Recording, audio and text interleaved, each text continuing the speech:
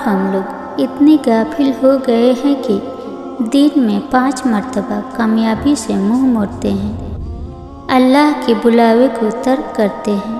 हाँ, हमारे पास दुनिया के कामों के लिए तो बहुत वक्त है, दोस्तों से मिलने के लिए, रिश्तेदारों से मिलने के लिए वक्त है, लेकिन अल्लाह सुब्हान व तआला से मुलाकात का वक्त नहीं। दुनिया की कामयाबी के लिए हम लोग सुबह जल्दी भी उठ जाएंगे, कॉलेज, यूनिवर्सिटी, दफ्तर जाने के लिए हम लोग अलार्म लगाकर फ़ौरन उठ जाएंगे। क्यों? क्योंकि हमें कुछ बनना है, हमें कामयाब होना है। लेकिन आखिरत की कामयाबी के लिए हम फजर की नमाज के लिए नहीं उठ सकते। आखिरत की कामयाबी के लिए हम अल्लाह को वक्त नहीं दे सकते। अगर एक वक्त की नमाज के लिए 15 मिनट लगेंगे तो समझे 5 वक्त की नमाज के लिए पूरे दिन में बस 75 मिनट से। कितनी अफसोस की बात है, हम अपने पूरे दिन में से 75 मिनट भी अल्लाह ताला के लिए नहीं निकाल सकते। सूरह बकरा की आयत नंबर 186 में अल्लाह ताला फरमाते हैं, जब मेरे बंदे मेरे बारे में आपसे सवाल करें तो आप कहते कि मैं बहुत ही करीब हूँ, हर पुकारने वाले की पुकार को जब भी वह मुझे पुकारे कबूल करता हूँ। इसलिए लोगों को भी चाहिए वह मेरी बात मान लिया करे, वह मुझ पर ईमान रखे, यही उनकी भलाई का बास है। हिदायत और अल्लाह की मोहब्बत दो ऐसी चीज़ें हैं जो इंसान को मांगे बगैर नहीं मिलती। अल्लाह से रुजू करने में देर न करो, अभी भी वक्त है, लौट जाओ उसकी जानिब। वह आज भी तुम्हारी तौबा के तुम्हारे लौटने के इंतज़ार में है। तुम मुझसे मांगो तो सही, वह क्यों तुम्हें हिदायत नहीं देगा, वह क्यों तुम्हें अपनी मोहब्बत से नहीं नवाजेगा। बस पहला कदम तुम्हें उठाना और बहुत सारी दुआएं करनी है, फिर देखना वह कैसे कैसे तुम्हारे लिए रास्ते बनाता है, कैसे तुम्हारे लिए गैब से मदद भेजता है। तो फिक्रे छोड़ दे, अल्लाह जानता है। अल्लाह हमसे कैसे लाइलिम हो सकता है। अल्लाह जानता है कि उसने कब और कैसे आपकी मदद करनी है। अल्लाह जानता है कि जिस तकलीफ़ से आप गुजर रहे हैं उस तकलीफ़ से कैसे राहत का वसीला बनाना है। अल्लाह जानता है कि आपको कब किस चीज़ की ज़रूरत पड़ेगी। अल्लाह जानता है कि आपको कब और क्या देना है। अल्लाह सब जानता है, अल्लाह को तो सारी खबर है। क्या आपको फ़र्ज नमाजों में पाबंदी करना मुश्किल लगता है? क्या आप नमाज पढ़ते हुए दुनिया में खो जाते हैं? क्या आप ऐसा महसूस करते हैं कि जैसे आप नमाजों से अपने रब के साथ वैसे नहीं जुड़ पाते जैसे जुड़ना चाहिए? क्या आप अपनी नमाज से मुतमईन नहीं होते? क्या आप दौराने नमाज ये भूल जाते हैं कि आप किस रिकात पे थे? पता है ऐसा कब होता है? ऐसा तब होता है जब हमारी नमाज में बरकत नहीं रहती। किसी भी काम में बरकत कब पैदा होती है?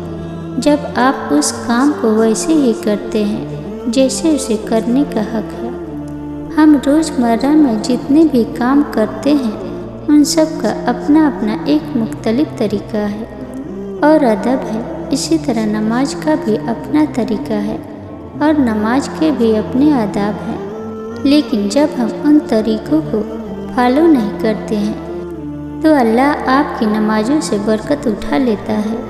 फिर नमाज पढ़कर भी ऐसा लगता है जैसे नमाज न पढ़ी हो। नमाज पढ़ते तो सभी लोग हैं, लेकिन उनकी नमाज जो अदब के साथ पढ़ते हैं और उन नमाज जो अदब नहीं करते बहुत मुख्तलिफ होती है। सो आज हम नमाज का अदब करना सीखेंगे। कुरान इंसान की पूरी ज़िंदगी बदल सकता है, लेकिन उसके लिए शर्त भी यही है कि उसे सारी ज़िंदगी पढ़ा जाए। सालों बाद, हफ्तों बाद या फिर महीनों बाद एक दिन उसे पढ़ लेने से ज़िंदगी अचानक से नहीं बदल सकती। आपको उसे रोज़ पढ़ना होगा। जैसे जब आप किसी थेरेपिस्ट के पास थेरेपी के लिए जाते हैं تو صرف ایک سیشن سے آپ کو اتنی تسکین نہیں ملتی، اس لیے آپ تب تک سیشن لیتے رہتے ہیں جب تک آپ کو سارے جوابات نہیں مل جاتے۔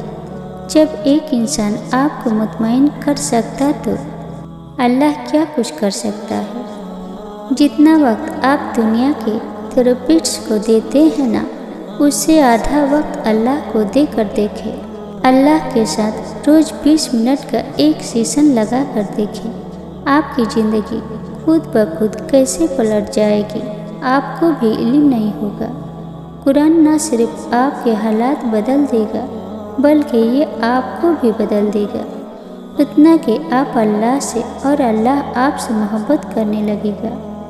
آپ ایک ایک آیت کر کے قرآن کو پڑھتے جائیے، اللہ ایک ایک کر کے آپ کے لیے اپنی مدد کے دروازے کھولتا جائے گا۔ جس اللہ نے آپ پر قرآن نازل فرمایا ہے وہ آپ کو ایک اچھے انجام تک پہنچا کر رہے گا۔ ماشاء اللہ، وہ جس کو جتنا زیادہ آزماتا ہے نا، پھر اس کو اتنا ہی زیادہ نوازتا بھی ہے۔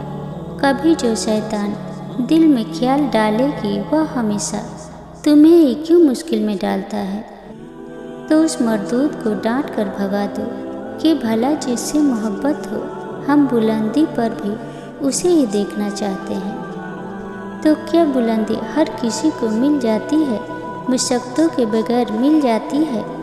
نہیں نا، تو اس رب کو بھی تو تم سے محبت ہے نا۔ تو کیا وہ رب کھرے کھوٹو سبھی کو جنت کے بالا خانے بلند مقامات دے دے، سبھی کو ایک جیسا کر دے؟ آزمایا تو جائے گا نا، کھرا کھوٹا الگ کرنے کے لیے، بہترین بندوں کا سلیکشن کر کے جنت میں بسانے کے لیے، اور آزمایا اسے ہی جاتا ہے جس میں قابلیت ہو۔ اس رب نے تم میں جنت تک جانے کی قابلیت دیکھی ہے، اس رب نے تم میں روشن راہوں کی طرف بڑھنے کی چاہ دیکھی ہے، پھر بھلا وہ کیسے تمہیں تمہارے حال پر چھوڑ دے؟ کیوں نہ تمہیں آزما کر آگے بڑھا دے، اگلا درجہ دے دے، ایمان کا، جنت کا، اپنی محبت کا۔ چاہیے نا بلند درجے، بس پھر گھبرانا مت۔ مشکلوں پر کبھی جو دل تنگ ہونے لگے تو اسی سے حال دل کہہ دینا، دل کی اس تنگی کو آنسوؤں میں بہا دینا، پریشانیوں اور مشکلوں کو دعاؤں میں ڈھال دینا، اور رب سے صرف صبر مانگنا، کیونکہ آزمائش میں اصل کامیابی صبر ہی تو ہے، اور صبر کا صلہ جنت کے سوا کچھ نہیں۔ اگر یہ ویڈیو آپ کو پسند آئی ہو تو ویڈیو کو لائک اور چینل کو سبسکرائب کرنا نہ بھولیے گا، اور کمنٹ میں اپنا پیارا سا سجھاؤ ضرور دیجیے گا۔